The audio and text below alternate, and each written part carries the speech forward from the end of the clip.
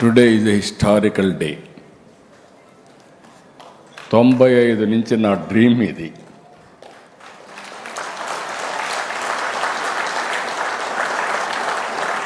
ఎందుకంటే నేను ఎప్పుడూ చెప్పేవాడిని, right time, right man in right place. That is Narendra Modi as prime minister of this great country.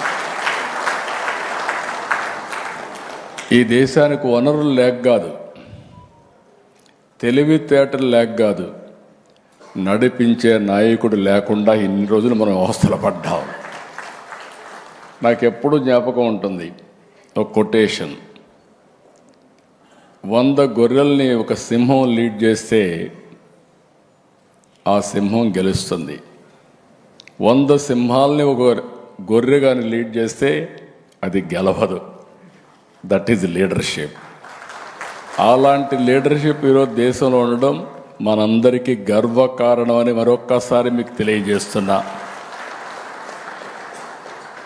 ఎవరు ఊహించలేదు. నేను 95 నుంచి అధ్యయనం చేశాను. అధ్యయనం చేసినప్పుడు ఫ్యూచర్ ఏది బాగుంటుందని ఆలోచిస్తే ఫస్ట్ టైం నేను సీఎం అయ్యాను 95లో.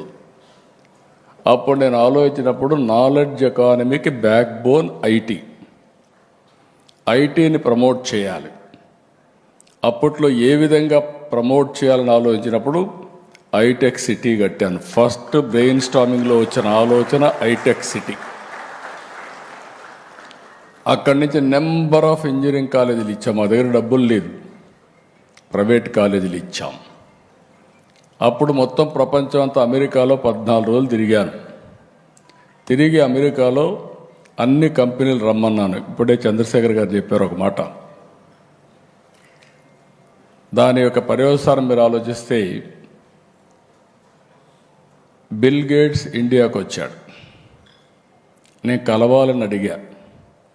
ఆయన ఒక మాట అన్నాడు, ఇండియాలో రాజకీయ నాయకులతో నాకు పని లేదు, నేనేదో వ్యాపారం చేసుకుంటున్నా, టెక్నాలజీ మ్యాన్ అని చెప్పి అన్నాడు. కాదు నీతో నాకు పని ఉంది, ఒక 5 నిమిషాలు ఇమ్మని అడిగాను. విత్ గ్రేట్ డిఫికల్టీ నాకు ఒక 5 నిమిషాలు టైం ఇచ్చారు. నేను ఒక వారం రోజులు 6 రోజుల్లో పవర్ పాయింట్ ప్రజెంటేషన్ తయారు చేసి ఇప్పుడు నిలిపేసి అందరూ పవర్ పాయింట్ ప్రజెంటేషన్లు ఇస్తున్నారు ఇప్పుడు. ఎందుకంటే ఆ రోజు తయారు చేసి vision of India, the power of Indians నేను ప్రజెంట్ చేశాను. నేను ఒకే మాట చెప్పాను, జీరో ఇన్నోవేటెడ్